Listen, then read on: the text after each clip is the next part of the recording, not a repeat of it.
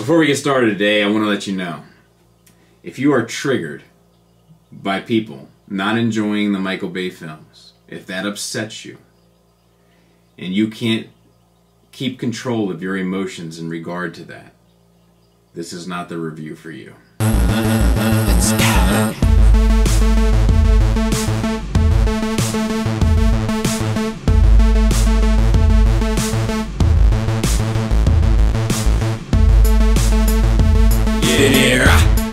What's up, everybody? It's your favorite fiasco's favorite nerd, and today we are talking about Transformers: The Last Knight. This is a spoiler-free review. Look, this is... good grief. I'm gonna say this before we get started. A couple things. This is probably the worst movie I've ever seen in my life, personally. I don't think it's the worst movie ever made, but I can't verify that because I don't think I've seen a worse movie. I think I've seen movies that look like they could potentially be worse, and I've not watched them. But since I haven't watched them, I can't say for certain. So I think this might be the worst movie I've ever seen. There might be one exception. I give this movie a 2 out of 10. That's my score. And now that we kind of know what page I'm on here, I usually do the good, the bad, and the ugly.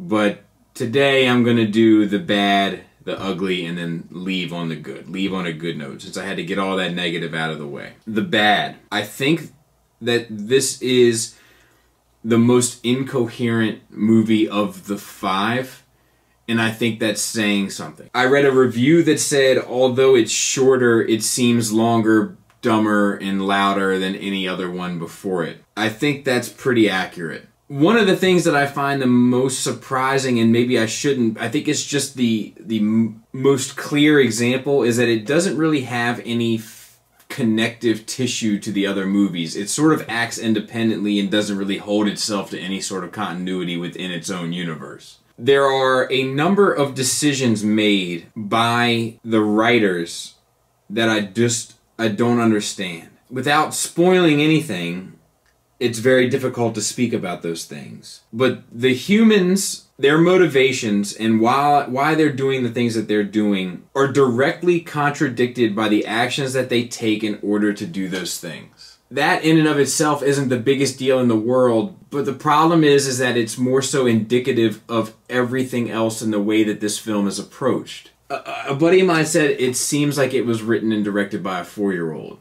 And I definitely agree with that sentiment. I am exhausted after watching it. I'm almost lost for words. Let me see if I can give you the best example of what this movie felt like for me to watch it. Have you ever read a book, a novel, and you're reading it and your mind starts going elsewhere, and you reading it and you realize you've gone 3 or 4 pages without really recognizing or paying attention to what you've been reading, and then you had to backtrack 3 or 4 pages to catch up and then read it? Whatever that is, whatever that experience is that I think most of us have shared, this movie was that in movie form.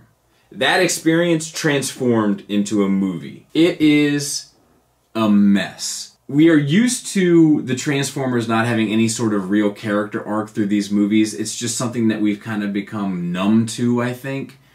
But there's no character arc amongst really the humans either. There's no growth here. There's nothing. It's empty.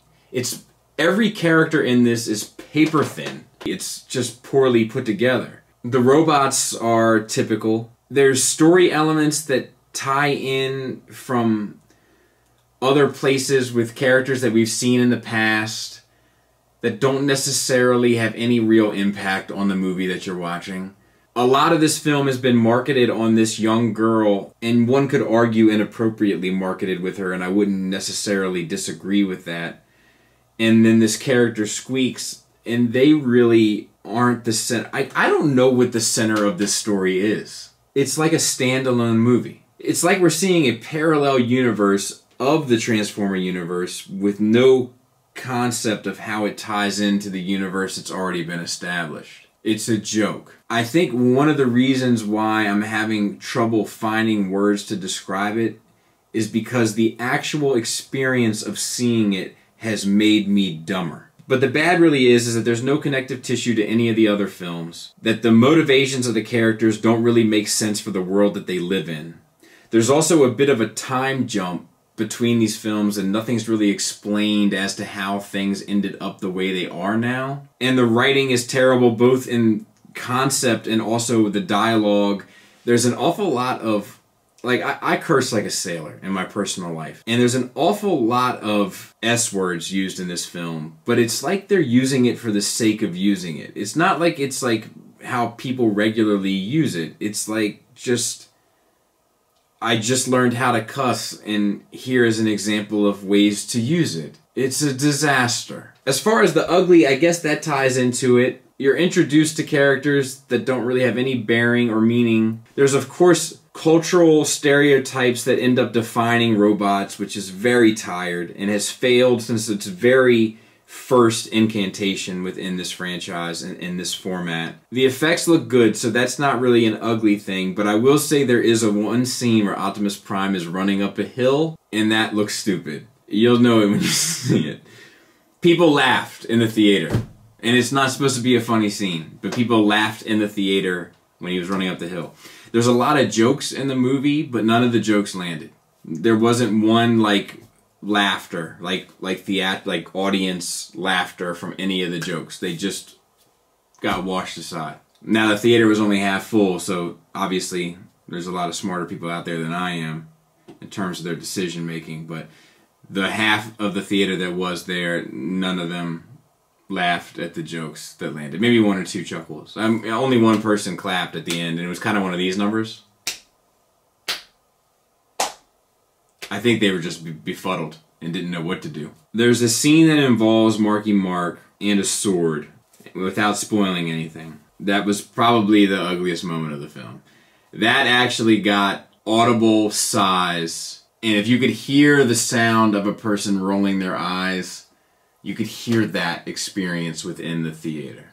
There's story elements that are teased for, I guess, feature films that are on their way, for better or worse, that seem like bad ideas even just to vocalize them. And my buddy Joe KW, who I was sitting next to in the theater, said, "I bet you that's the case," early on, and he was right. And at first I said, "No way."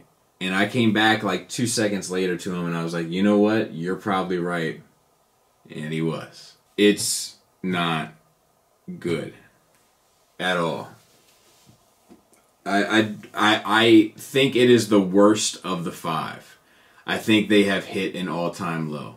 I think that even Revenge of the Fallen, which has tons of plot holes and characters being at 2 places at the same time and all sorts of issues, I think that it is a more coherent story being told than what I just saw. There were plenty of times during this movie where I had to stop and say to myself, how did we get here? And had to try to remember the last 5 minutes. It's just, like, I feel like it's like this, like the stereotype of the Michael Bay film is like all explosions and noises and gears and pistons and mechanics moving around, and I feel like they took that and turned it up to 11 and really created a circus. The last thing that I'm going to mention with the ugliness is the characterization of Optimus Prime, which just continues to get worse and worse for me in these films. I think that he's the character that people should be, at least people in these platforms, should be taking the most care with, and I feel like they are the most ignorant too. So,